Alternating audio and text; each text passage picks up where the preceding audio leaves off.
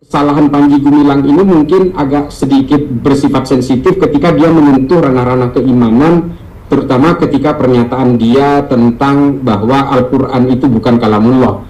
Ini yang hari ini yang mungkin lebih mengarah kepada pasal penistaan agama itu.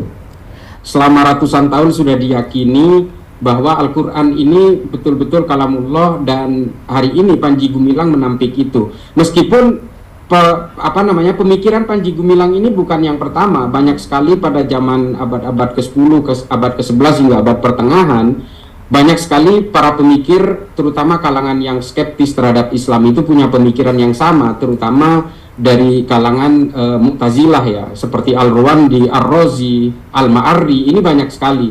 Tapi selama ratusan tahun setelah itu tidak muncul pemikiran seperti ini. Meskipun banyak sekali, tapi tidak bersifat signifikan terhadap keimanan dari umat Islam. Assalamualaikum warahmatullahi wabarakatuh. Seluruh bangsa dan setelah air, jumpa lagi di channel Jagat Hobi itu. Semoga dalam keadaan sehat, tak kurang satu apa. Salam sejahtera buat kita semua. Rahmah, barokah, salamah Allah tercurahkan untuk kita. Ini ada kabar dari PP Al Zaitun terkait dengan hari ini Panji Gumilang dipanggil oleh Bareskrim Mabes Polri terkait dengan beberapa kejanggalan-kejanggalan yang diajarkan di Al Zaitun, pernyataan-pernyataan Panji Gumilang yang notabene menyimpang dari ajaran agama Islam. Bagaimana sepak terjang bos daripada Al Zaitun ini, Panji Gumilang, sudah sangat mengkhawatirkan masyarakat ya, yang notabene pondok pesantren Al Zaitun itu dipercaya oleh masyarakat. Banyak sekali masyarakat yang membodohkan putra-putrinya di Al Zaitun karena dipandang pondok pesantren itu terbesar di Asia Tenggara, sehingga pondok tersebut dipercaya oleh masyarakat. Tapi di dalamnya banyak sekali kejanggalan-kejanggalan, ajaran-ajaran yang menyesatkan, yang notabene menyimpang dari apa yang disyariatkan. Termasuk Panji Gumilang memberikan pernyataan bahwa Al-Quran itu bukan kalamullah. Ya, itu persis terjadi saat Imam Ahmad bin Hambal ya, terkait dengan bahwa ada seorang khalifah atau raja yang menyatakan bahwa Al-Quran itu adalah makhluk Allah, bukan kalamullah. Tapi beliau Imam Ahmad bin Hambal menyatakan tetap kekeh itu kalamullah. Nah, ini yang terjadi saat ini di Al Zaitun. Bagaimana ada 35 orang terkontaminasi dengan ajaran-ajaran ini karena mereka juga menganut ajaran-ajaran di Al Zaitun, berafiliasi ke Al Zaitun. Jadi 35 orang itu ditangkap oleh Densus 88 Mabes Polri. Coba ini kita simak bagaimana pernyataan daripada Gus Islah Bahrawi terkait dengan pemanggilan Panji Gumilang ke Mabes Polri. Melakukan konfrontasi pemeriksaan terhadap tersedianya alat bukti ya. Dan kalau saksi itu nanti ada kesaksian ahli dari para ahli yang akan melengkapi. Tapi yang jelas pemeriksaan ini akan lebih mengarah kepada adanya unsur-unsur pelanggaran pidana, terutama pasal penistaan agama itu. Saya kira soal penistaan agama ini memang nanti yang akan menjadi rujukan dari pihak penyidik pastinya adalah dari kesaksian para ahli ya. Kalau alat bukti kan sebenarnya sudah banyak ada di berbagai media, dan juga saksi-saksi saya yakin juga sudah bisa mencukupi. Tinggal nanti pertarungannya itu adalah bagaimana keterangan para ahli untuk memperkuat dakwaan dari pihak kepolisian untuk menjerat dengan pasal penistaan agama ini. Tapi sebenarnya satu hal memang yang harus kita pahami, bahwa Panji Gumilang ini dalam konteks penistaan agama ini hari ini dipanggil. Sebenarnya banyak luar biasa pidana perdata yang Panji Gumilang sudah menjadi rekam jejak sejak tahun 2012. Saya kira komisi harus juga tahun 2012, lama banget ini. proses hukum yang kita, karena memang kesalahan Panji Gumilang ini mungkin agak sedikit bersifat sensitif ketika dia menyentuh ranah-ranah keimanan, terutama ketika pernyataan dia tentang bahwa Al-Quran itu bukan kalamullah. Nah ini apa yang harus saya sampaikan. Hari ini yang mungkin lebih mengarah kepada pasal penistaan agama itu. Menurut saya ya, karena ini kan bertentangan dengan keputusan jumhur ulama ya, ulama-ulama masyhur yang selama ratusan tahun sudah diyakini bahwa Al-Quran ini betul-betul kalamullah, dan hari ini Panji Gumilang menampik itu. Meskipun pemikiran Panji Gumilang ini bukan yang pertama, banyak sekali pada zaman abad-abad ke-10 ke abad ke-11 abad pertengahan. Banyak sekali para pemikir, terutama kalangan yang skeptis terhadap Islam itu punya pemikiran yang sama, terutama dari kalangan Mu'tazilah ya, seperti Al-Rawandi, Ar-Razi, Al-Ma'arri, ini banyak sekali. Tapi selama ratusan tahun setelah itu tidak muncul pemikiran seperti ini, meskipun banyak sekali, tapi tidak bersifat signifikan terhadap keimanan dari umat Islam.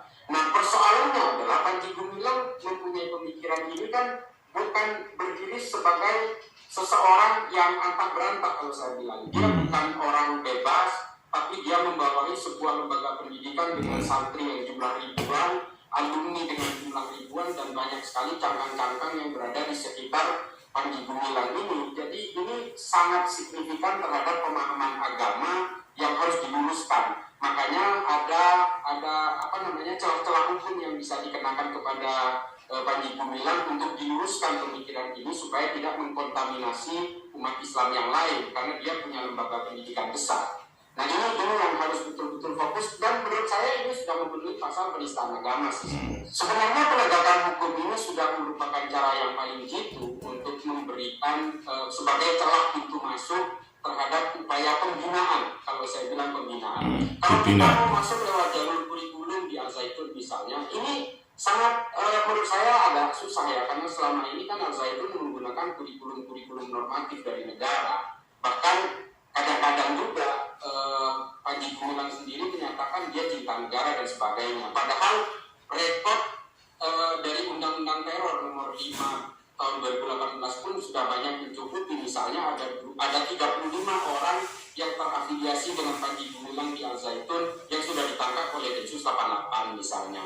Ini kan adalah bukti-bukti bahwa di Al-Zaitun sendiri, dalam hal ini Panji Gumilang ya, kita harus bisa menolakkan antara korporasi bernama Al-Zaitun dengan Panji Gumilang secara personal. Karena Panji Gumilang ini juga membawa orang-orang luar ke dalam Al-Zaitun dan mengatasnamakan Al-Zaitun. Ini yang menjadi masalah. Dan orang-orang yang ditangkap oleh Densus 88 selama ini adalah orang-orang luar yang dibawa ke dalam Al-Zaitun sebagai tempat proteksi untuk mereka sebenarnya. Nah, ini yang mengapa polisi perlu untuk mendalami pelanggaran pidana penistaan agama ini. Kalau saya memikirkan santri-santri dan alumni yang sudah keluar dari Al-Zaitun yang kemudian ikut terstigma seolah-olah mereka semua ini sama dengan Panji Gumilang. Ya saya kira jelas ini celah negara untuk masuk. Saya mengistilahkan negara ya, karena nantinya kalau saya berharap Al-Zaitun ini bisa di take over oleh negara atas pelanggaran-pelanggaran yang dilakukan oleh Panji Gumilang ini, sehingga negara punya alasan kuat untuk bisa mengambil alih Al-Zaitun untuk tetap diluruskan sesuai dengan lembaga pendidikan secara normatif, dibina bahasanya pesantren yang lain seperti Gontor, seperti Lirboyo, Tambak Beras, Kebuliran dan sebagainya, yang bisa menciptakan santri-santri yang tetap berkeimanan Islam yang berlaku selama ini secara konvensional. Kalau persoalan-persoalan perbedaan fikih, misalnya Panji Gumilang ini memberikan sholat kepada khotib perempuan di sholat Jumat dan sebagainya, menurut saya ini bukan satu pemikiran yang sifatnya signifikan, karena perbedaan-perbedaan istilah khilafiyah di dalam dunia fikih Islam itu khilafiyah, perbedaan khilafiyah. Kalau sudah menyentuh terhadap pelanggaran-pelanggaran ranah keimanan, ini menurut saya offside. Dia mengatakan bahwa Al-Quran ini bukan kalamullah, ini sudah betul-betul menyentuh prinsip dasar dari keimanan Islam. Ini sangat berbahaya pemikiran seperti ini, makanya jadi yang saya sampaikan betul punya celah untuk masuk ke ranah itu, sehingga negara bisa ikut melakukan mitigasi dan juga sekaligus rehabilitasi terhadap Al-Zaitun. Baik, agama yang melibatkan pimpinan ponpes Asdi Indra. Jadi itu sudah cukup jelas apa tadi yang disampaikan oleh Gus Islah Bahrawi terkait dengan Pondok Pesantren Al Zaitun, bahwa Panji Gumilang selaku pengasuh Pondok Pesantren Al Zaitun dipanggil oleh Bareskrim terkait dengan beberapa kegiatan-kegiatan yang menyimpang daripada apa yang disyariatkan oleh agama Islam. Karena kalau sudah berbicara masalah Al-Quran, dia tidak mempercayai, meyakini bahwa itu kalamullah, itu sudah menceng, bahasanya itu sudah ngawur, dan itu membuat aturan tersendiri. Karena diyakini bahwa semua orang atau muslim meyakini bahwa Quran adalah firman, adalah kalamullah. Hal-hal yang terkait dengan Al Zaitun ini tentunya harus hati-hati ustadz melibatkan beberapa ribuan santri, wali santri, dan juga ustadz, guru, ya, karyawan di situ. Seyogianya pemerintah harus hati-hati dalam mengambil kebijakan, harus dibina, diberi pengarahan yang betul, dan kalau perlu pengurus-pengurusnya itu diambilkan dari pengurus suatu lembaga keagamaan di Indonesia, bila perlu ya dari para kiai-kiai di Nahdlatul Ulama yang notabene ajaran-ajarannya itu ajaran-ajaran masih lurus dan benar dan sejuk secara amaliyah, begitu.